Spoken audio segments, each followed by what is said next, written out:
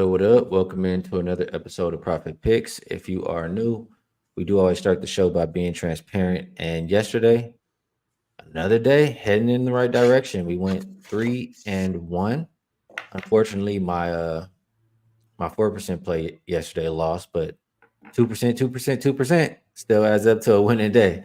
So I won I lost on the Boston and Cavs under. I won on Boston first half. I won on OKC, and I won on OKC Dallas under. So I'll take it and try to keep moving in the right direction today. We have Rob Vino here to help us out. And Rob, NBA was treating you nicely last we talked. How's everything been going? Still good, Skee. Still good. This month, the month of May, 11-2 NBA. Nice. Last night, one play, 2% for me too, but I had the Celtics team total over. That's a good one. Texted with you a little earlier yesterday, and I was on the verge the day before playing that Oklahoma City game over, but then I backed off, and thankfully I did. Not only for myself, but I see you had under as well, so it worked out for both of us. Me backing off and you playing. But other than that, didn't see too much yesterday. But the Celtics did do the right thing. Got out there, scored early. Second quarter, kind of crazy, 19 points. But they made up for it second half. And we'll see where that series goes because Cleveland's going to need a little bit of a regroup. Without Jared Allen, they're a different team. I agree. And you're very likely to not see them all together next year. I'll say that. A couple comments already standing out to me here. Delroy says, great call on Mavs under. He's surprised with all the touch fouls they're calling on Dallas. Any thoughts about what you saw in game one from OKC and Dallas? Like, do you think, the Mavs are known to lose game ones, but OKC's been damn good. You think the Mavs still have a chance in this series? Well, there's a couple of things there, Skee. I think that OKC comes at you in waves. And it's a different series for Dallas than it was with the Clippers, right? The Clippers go around like they got lead in their pants. It's easy to play them half court. And if you want, you can run on them. But it's not the same series against OKC. And I think we saw that. Dagnall's not afraid to run 9 guys in there in the first half. And they just keep coming at you, coming at you, coming at you. And Dallas got to be ready for that. With Luka banged up, and he looked banged up for the majority of that game. I know we talked about it last series. It's going to be a little bit difficult. Don't forget they don't have Maxi Kleber right now. So I don't know that Dallas – I don't know what the game plan is going to be here, Skee. Honestly, I don't for them. It's going to have to be Luka and Kyrie for 65+ and get some help somewhere else because – and watching that game last night, if you were on OKC, every time you saw Josh Green shoot a 3, you weren't afraid. Every time you see Derek Jones shoot a 3, he made one, but you're not afraid. You know what I mean? There's just nobody else on that team. Tim Hardaway off an injury, you're not afraid. And Oklahoma City had 9 days off, so they were a little bit rusty early.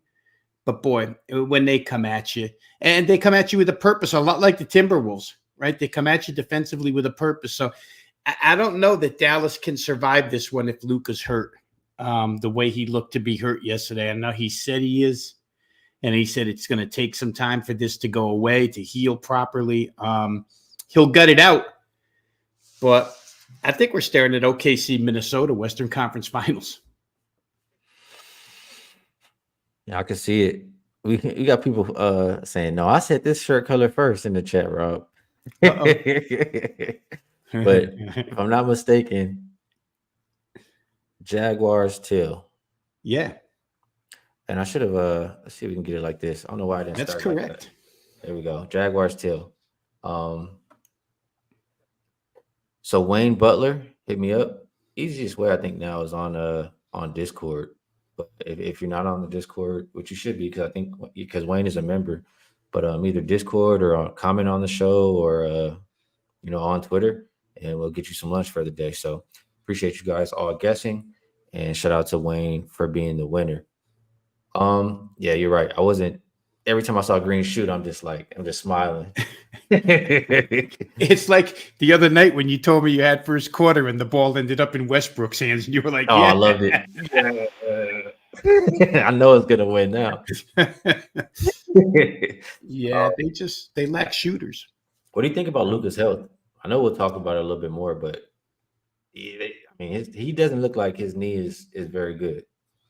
No, he doesn't, and they're not going to let up pressure wise. They're relentless on him, and it's going to take its toll on Luka. They had a little bit of time off between when they beat the Clippers and last night. They're never going to have that many days off again in this series. So if it wasn't good last night, I don't know that it's going to get any better as the series progresses. He's tough. He'll get it out. But like I say, OKC, they just keep running active guys at you. And their goal is to make Luka's life or to frustrate him, and make everything difficult. It wasn't necessarily that way against the Clippers. I don't know. Oklahoma City looks like I know they made an excessive amount of threes during that stretch last night, but if you let them hang around, eventually they're the number one three-point shooting team percentage-wise in the NBA this year. Eventually they're going to make some. And so they did. Chet Holmgren looked pretty good. And to the point earlier, somebody said a lot of touch fouls last night, which there seemed to be a lot of fouls going against the Mavs. Or not fouls, but free throws. The Mavs, but the one thing about him, Skee, is that I never saw any Mavs player complaining after the whistle blew. So it's almost like, yeah, we know we got you. Normally Luka's the biggest complainer on the floor, but wasn't that way last night. Yeah, we'll talk about that more tomorrow. I believe they play. Yeah, they play tomorrow, so we'll get more into that one. I think that'll be a pretty interesting series. We shall see. Today, let's talk about Pacers and Knicks. And this game opened Knicks minus 5.5. They're now minus 4.5. Total open 221.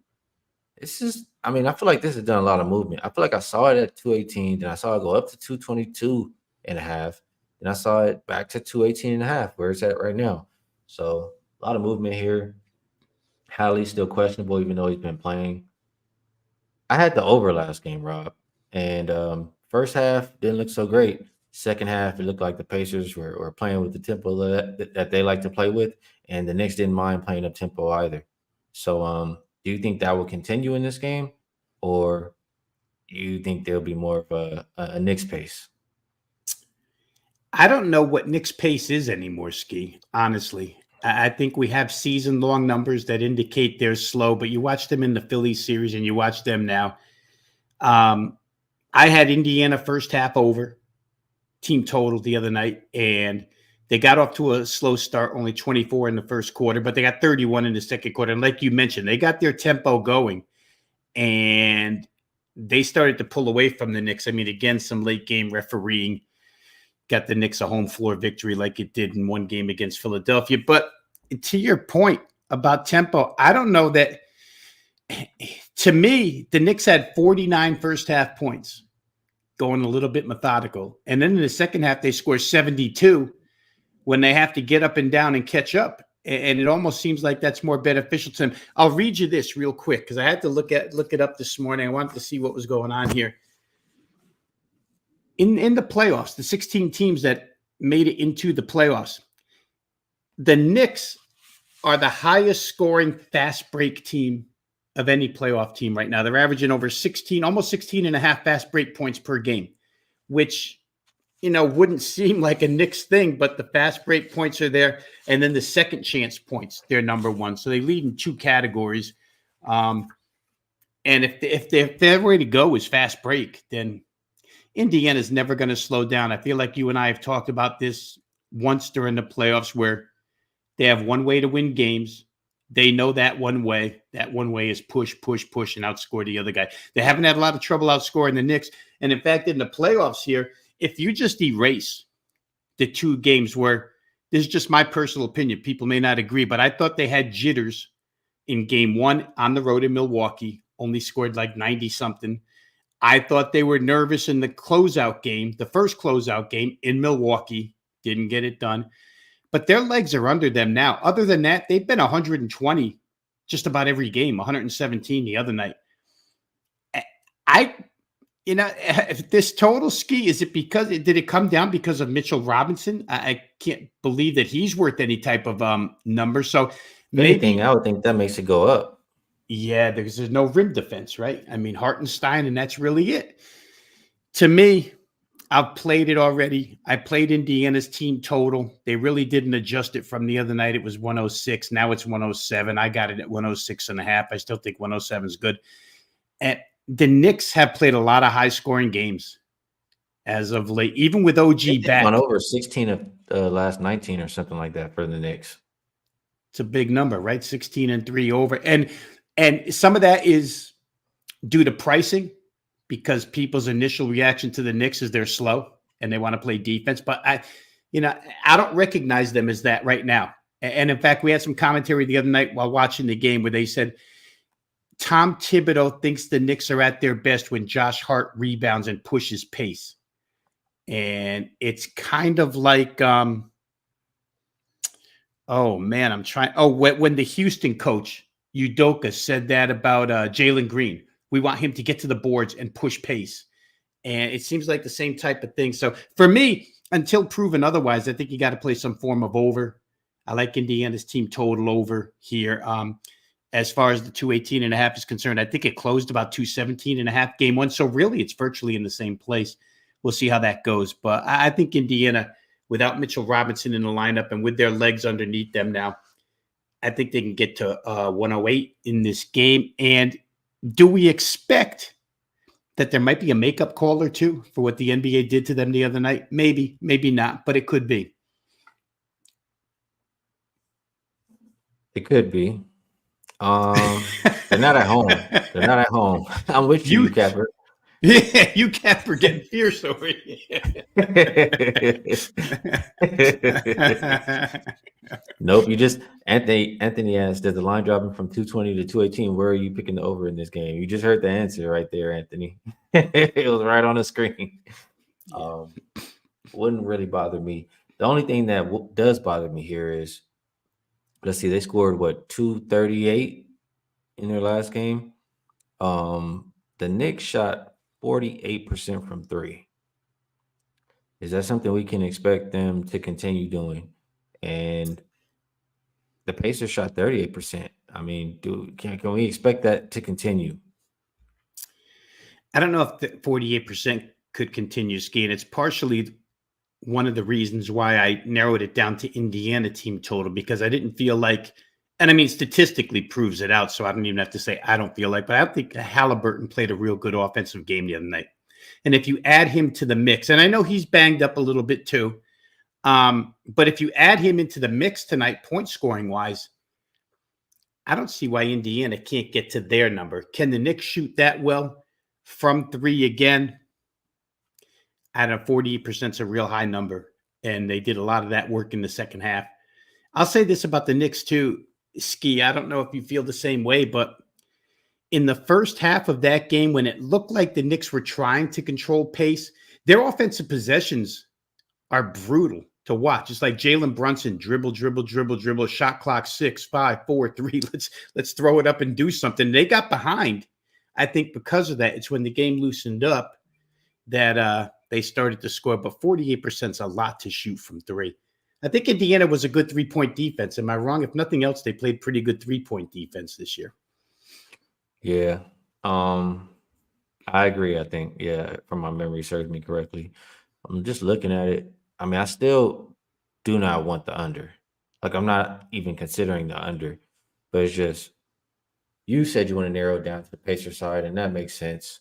But my main thing in this is, well, I guess the two main things for me are, one, I don't trust the Pacers defense. I trust the Knicks to play defense at some parts in the game. I don't trust that the Pacers play defense at all. And two, the Pacers are always going to push the pace. It's just a matter of, can the Knicks get a hold and control the pace, or are they going to go with them? So one thing I know for sure, the other things to be determined. It makes me like the full game over a little bit more. But I think, I mean, I'm not saying I don't like your pick either as far as the team total. That's just how it makes me feel. Sometimes I wonder a little bit if a team like the Knicks, who doesn't necessarily go fast. But if they realize, hey, we can beat you at your own game, if they just don't fall into that. They played the Pacers in the Pacers game and they scored 121 and beat them. And where the heck are the season results? I had the regular season results here somewhere. I feel like. And while you look for that, you said a quote from Thibodeau about Josh Hart going fast. I remember in the last series, the Indiana, whether it was Halliburton or the coach, I think it was Hallie, just talking about how they need to get back to playing their basketball. And Yes, that's how they're going to win. So that quote, I remember, Skee. It was after they lost to Milwaukee, and Tyrese Halliburton said, there's a notion across the NBA that you can't win in the playoffs playing fast. And he said, we don't believe that. We're going to push. We think we can win that way. And so far, he's been right. I mean, granted, Milwaukee was banged up. No Giannis, no Lillard for a game or two. And here the Knicks. Now, again, the Knicks defensively without Mitchell Robinson, it hurts against a team like this because if the Pacers can defensive rebound, and they'll run off of a make. Never mind just running off of a defensive board. I think they had 25 the other night. But sometimes the best thing to do against a team that likes to push is push back. And it seemed like it worked for the Knicks getting 72 second half points, big fourth quarter. Running teams generally don't like to be run on. And we'll see. I mean, it would be a total change of colors for Thibodeau to say, you know what, caution to the wind, we're going to run. That ain't going to happen. Well, they don't have Robinson. They have Hardenstein and Achua. They played Achua the other night. Yep. I mean, at some point you're playing small and you're going to have to maybe start to play faster. I think there's something to that. So I'm liking that over more and more and more. Sidewise, we didn't talk about too much here. I'm assuming if you like Pacers team total, you lean more towards the Pacers, or is that not the case? Well, two things. I would probably lean Pacers because the Knicks haven't been absolutely killing it against the spread at home in the playoffs. I think they're 2-3 against the spread. Philly had them on the ropes plenty in MSG. And the second thing is that the Pacers responded real good game 2 in Milwaukee. They lost game 1, but they came back and scored 125 in game 2. And they didn't seem to be fazed by the loss. So knowing that, I feel like they won't be fazed here either. And they've beaten the Knicks twice this year.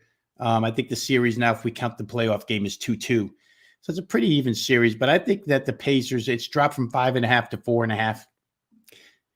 I see it can get a couple of. Now there's enough 5s out here if you want to play Pacers, but that's the way I would look, Skee. I would look towards Indiana +5. Yeah, I'm in agreement that I mean, I keep saying I don't like. I'm not into laying points with the Knicks. I just don't view them as that team that I just want to be expecting to win by multiple possessions. Just not who I think they are. I think they're good, yes. It's just I don't want my money in that position. Is how I feel. So I guess that makes me lean towards the Pacers here. And then when they go back to Indiana, it might get a more fair price on the Knicks. But again, Indiana's players should play better. So a lot of things to this game. Peasy agrees with you. He likes the Pacers team total over.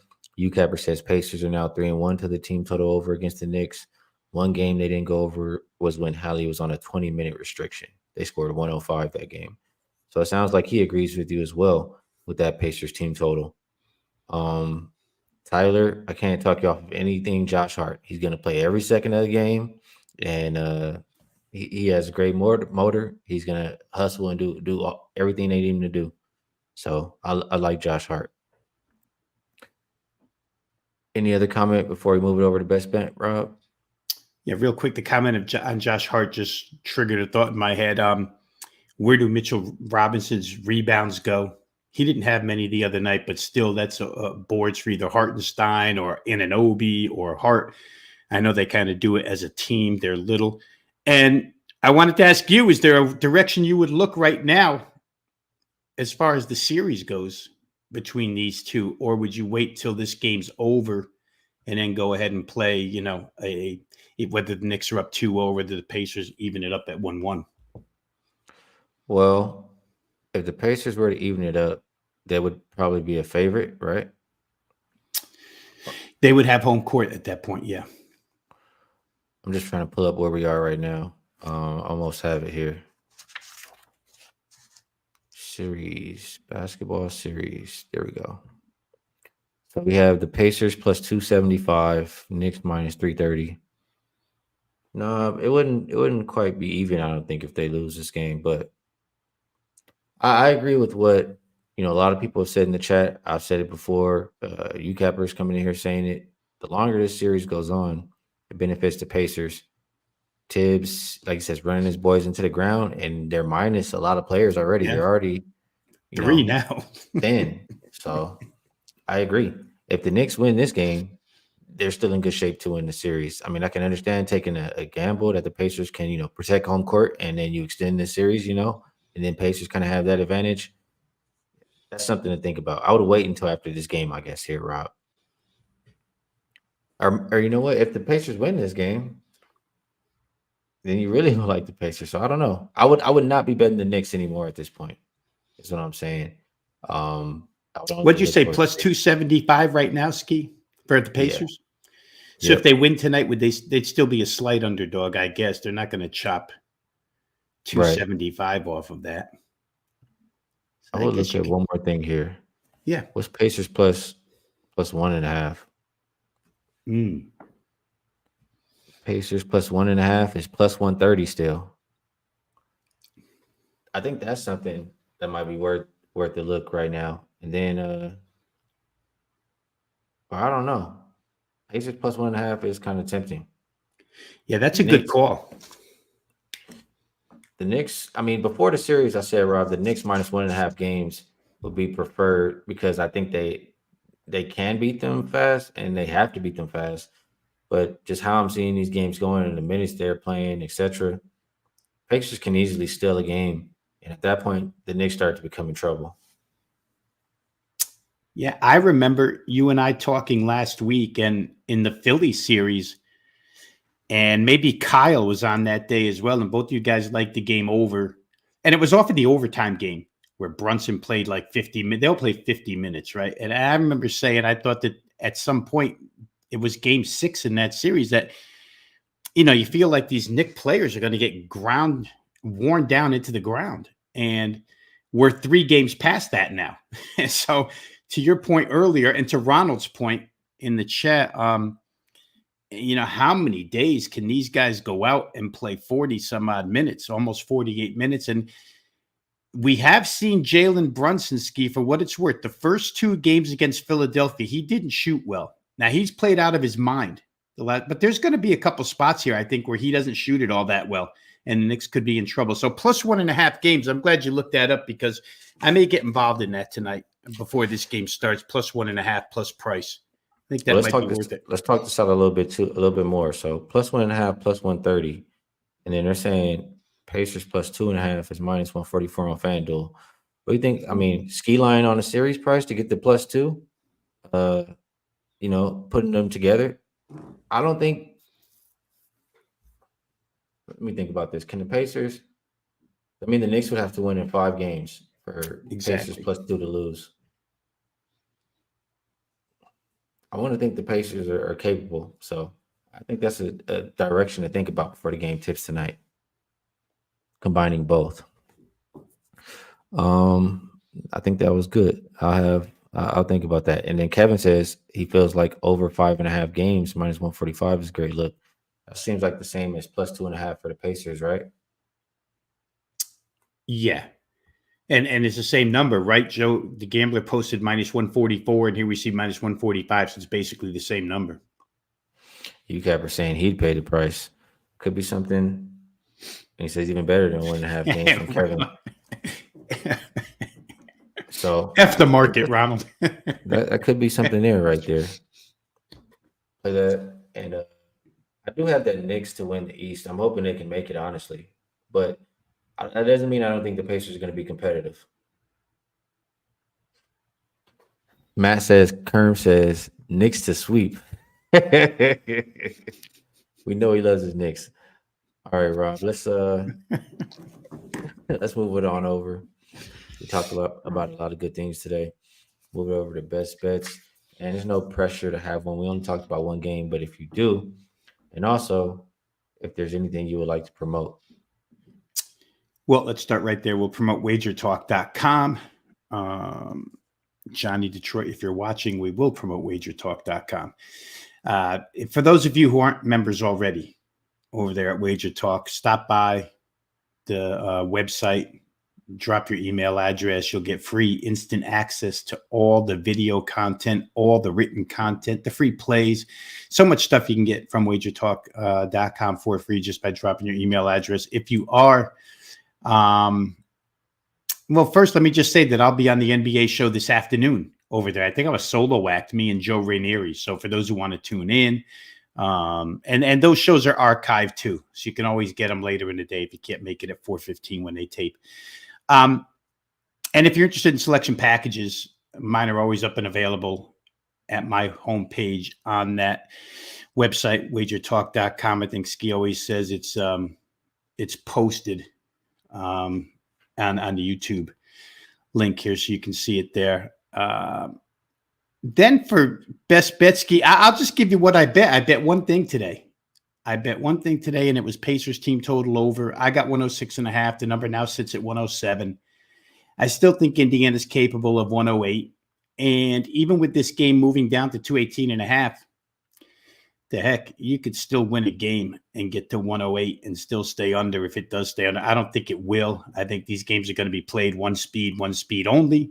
It would take a ton of missed shots, but in these games, you get a ton of opportunities out of these teams. So I'm going to play. I played it that way. I'll leave it with you guys here on the show. Pacers team total up and over 10. I'll use 107 because that's where we're at right now as we talk.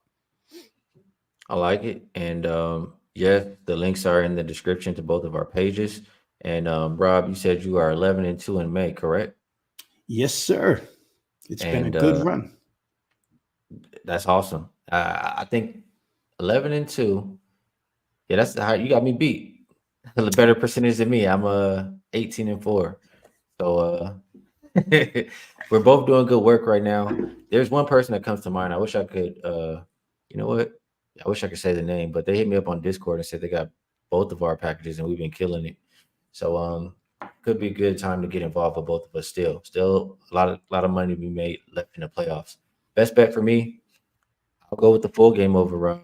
Best number I see is 218. I think the Knicks, even though they may not shoot 48% from three, they're capable of scoring on this Indiana defense. So until Indiana shows me that they can stop somebody, I don't want to exclude the other team. I think you cash your bet. I think I cash my bet. And we'll come on and talk about it again tomorrow. So best bet for me, Pacers Knicks over 218. Appreciate you taking the time to come on and talk this game out with me, Vino. Chat, we appreciate you as well. A lot of great cappers. We're in here talking it out. And we talked out that Indy series pretty good. A lot of people probably making a move. So appreciate you guys. Best of luck if you tell. Good luck on all of your action. We'll catch you guys tomorrow.